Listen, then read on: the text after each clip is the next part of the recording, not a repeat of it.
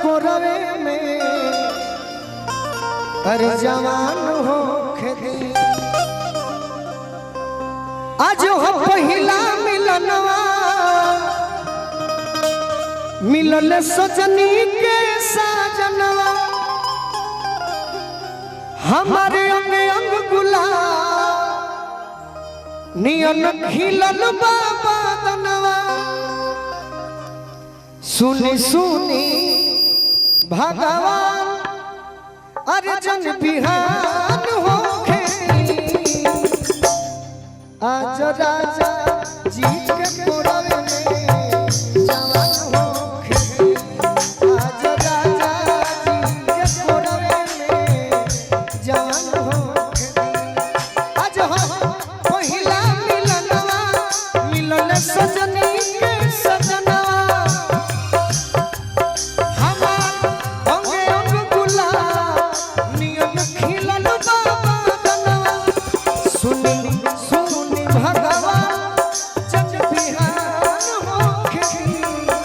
सुनी भगवान जन बिहान होखे राजा जी के कोरवे में जवान होखे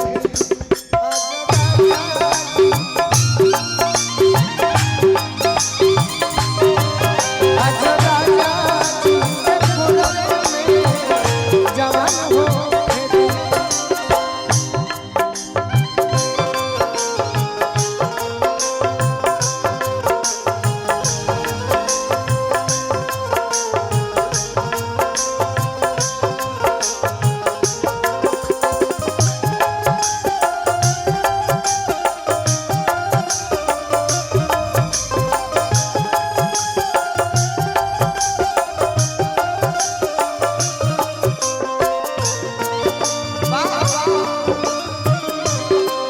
आज राजा जी के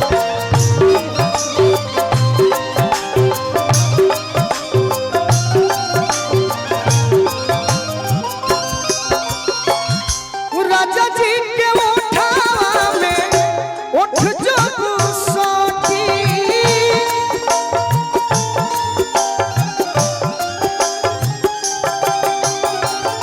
राजा जी के उठावा में उठ जब सोती ए भूख भूख मरी हमरा दिलवा के बाती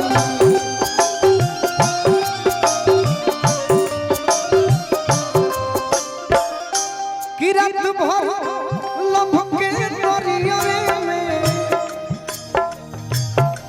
कि रात भर लभ के दरिया में नेहान हो खेती कि आज राजा जी के कोरवे में अरे जवान हो खेती अब एगो लड़का कहता कि मरही के बाटे तो मर दो न जान से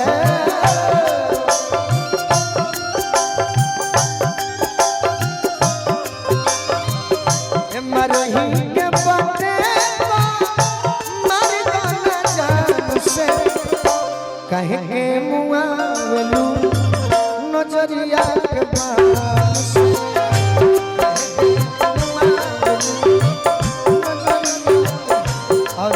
घर से निकल लू जब सजी सवार के घर से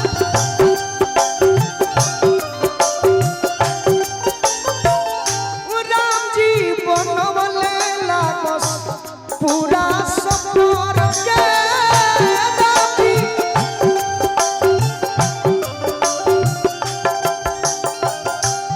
बुद्धि फेल पहले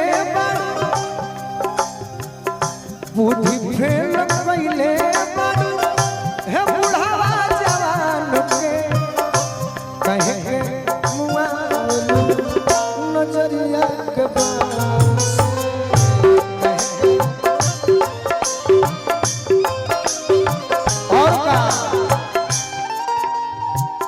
कोई निशाना जाए गोरी तहरा टोन पे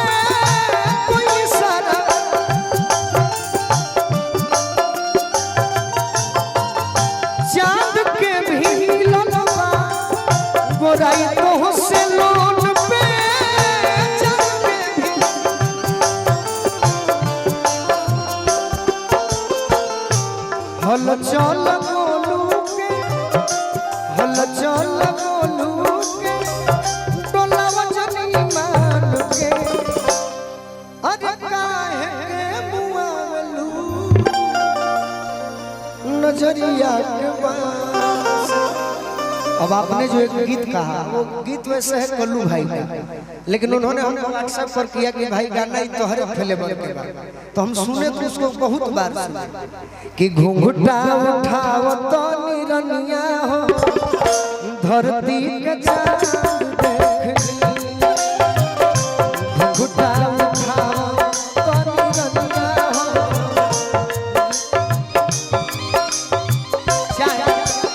सबसे अच्छा हम दूसरा के गीत न सुनी न गावल पसंद करी, लेकिन कुछ ऐसा गीत बा चलत है मकई के धीम धीम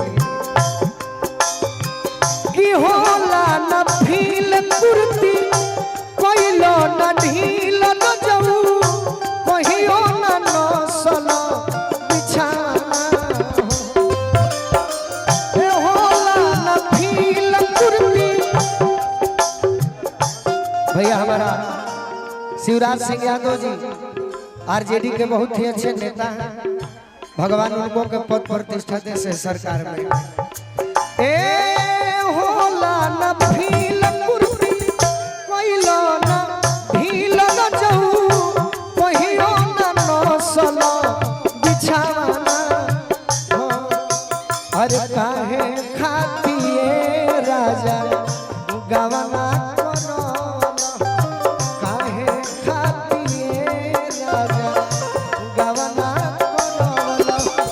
गोदी में नाती होला खेगाना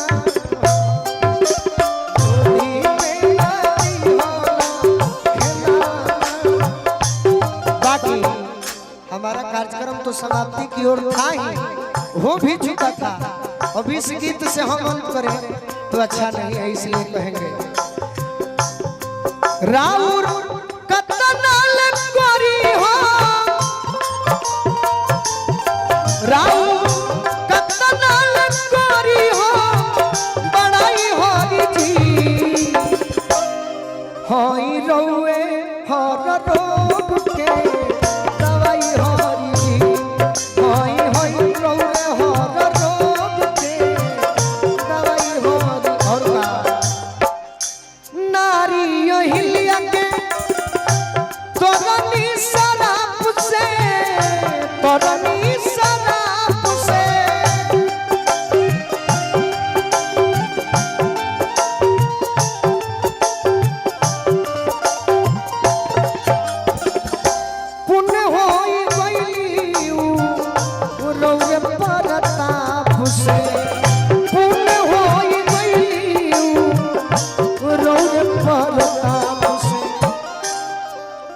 रौरे बताइए हरी जी कोई कतनाल रौरी गुनवा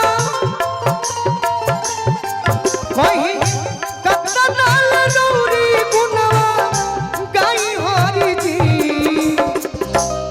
कि होई रौरे हर रोग के अरे दवाई हरी जी। एक मुझे कभी कभी गीत पसंद आता है, अरे हम तो वैसे मजदूर हैं, सुनने वाले केवल चाहिए, सुनाने के लिए रात भर बिना देखले हम गावेला है। बाकी का करब ने नौजवान ने बड़े ढेर भजन के तो दिक्कते बा, बाकी बाद में ई बतिया बुझाई कही ऐसे कहतनी कि बैठल अरे रोवेली गुजरिया हो चुनरिया में दाग लग गई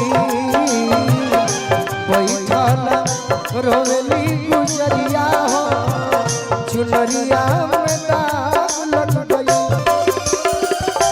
वो हमारे दाढ़ी वाले खान चाचा है क्या? अगर होंगे तो मैं हिंदी भी उर्दू भाषा में सुना सकता हूँ, आपके लिए जरूर सुनाऊंगा। कोई से जाई पियावा के नौकरिया हो कोई से जाई पियावा के नौकरिया हो चुनरिया में दाग लग गई बैठल रोवेली गुजरिया हो चुनरिया में दाग लग गई। और आइल बकवना के हमरो सने सवा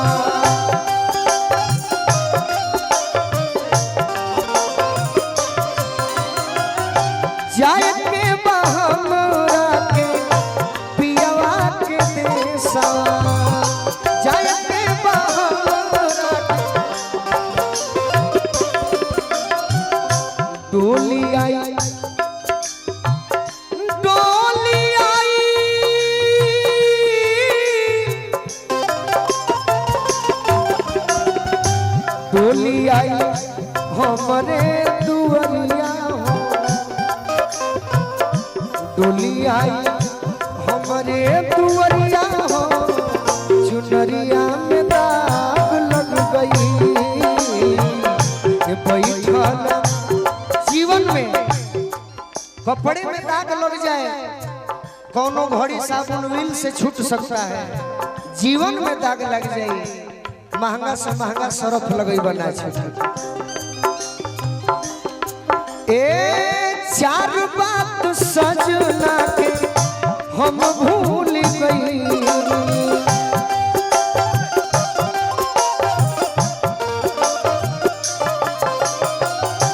पछतात बानी की ईका कोई, पछतात बानी की ईका कोई।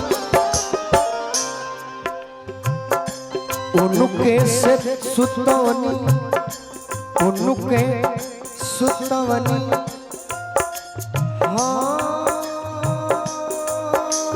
से जरिया हो,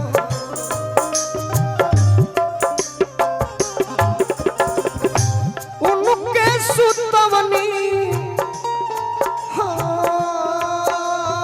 से जरिया हो, उनके सुतवनी हमसे जरिया हो। अरे चुनरिया में दाग लग गई, नैहर में चारी गो यार बनौनी। अब यार मैंने रूपेश गोलू कार्तिक रवि नहीं, यार यानी काम क्रोध मद लोभ ईर्ष्या। कि नैहर में चारी गो अरे यार बनौनी, दिन रात नहीं से नैना लड़ोनी। बाकी है ना बुझाई कांच बाटे हमारी उमरिया हो, चुनरिया में दाग लग गई। बैठल रोवेली गुजरिया हो, चुनरिया में दाग लग गई। और चलते रहे भाई। अब एक देखिए हिंदी प्रयास कर रहा हूं। इस गीत का अर्थ है कि एक पत्नी अपने पति के बारे में क्या कहती है चाचा जी,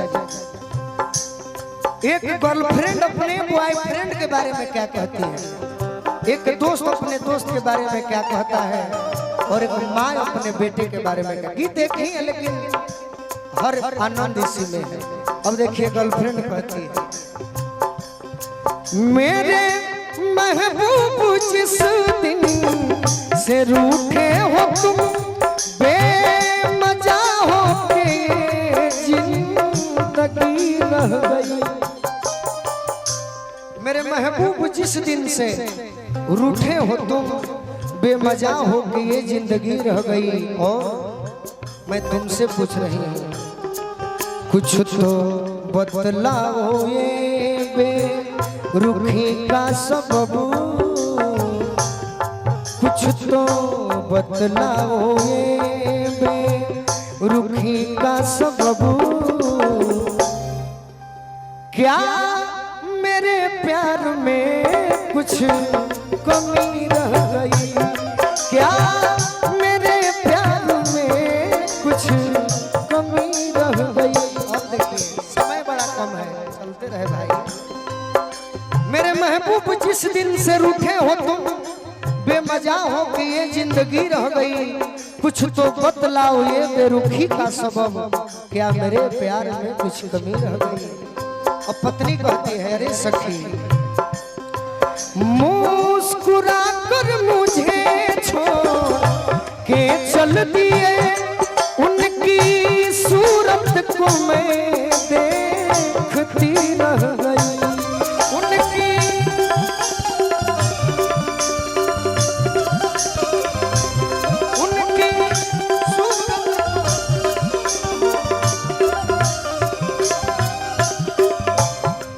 मुस्कुरा कर मुझे छोड़ के चल दिए, उनकी सूरत को मैं देखती रह गई। मुस्कुरा कर मुझे छोड़ के चल दिए, उनकी सूरत को मैं देखती रह गई। अफसोस बस इतना है कि चारों बत्तियां भी साजन, चारों बत्तियां भी साजन से कर ना सकी, क्योंकि आग दिल में लगी लगी रह गई, आग दिल में लगी लगी रह गई। अब दोस्त कहता है पीठ परवार धोखे से जो कर गया वो मेरा दोस्त था, कोई दुश्मन न था। पीठ परवार धोखे से जो कर गया, अरे वो मेरा दोस्त था, कोई दुश्मन न था। और आज के जमाने में कोई कैसे किसी पर भरोसा करे, कोई कैसे किसी पर भरोसा करे, क्योंकि आज कल नाम की दोस्ती रह गई, आज कल नाम की दो। जिसको नफरत के सोलों में फेंका गया, लौट कर आज तक नहीं आ सका। जिसको नफरत के सोलों में फेंका गया, लौट कर आज तक वो नहीं आ सका। लास्ट लाइन कि बूढ़ी माँ अपने नूरे नजर के लिए, बूढ़ी माँ अपने नूरे नजर के लिए उम्र भर रास्ता देखती रह गई, उम्र भर रास्ता देखती रह गई। मेरे महबूब जिस दिन से रूठे हो तुम, बेमजा हो गए जिंदगी रह गई। चलिए गलती के क्षमा, बार बार पढ़ा पूरा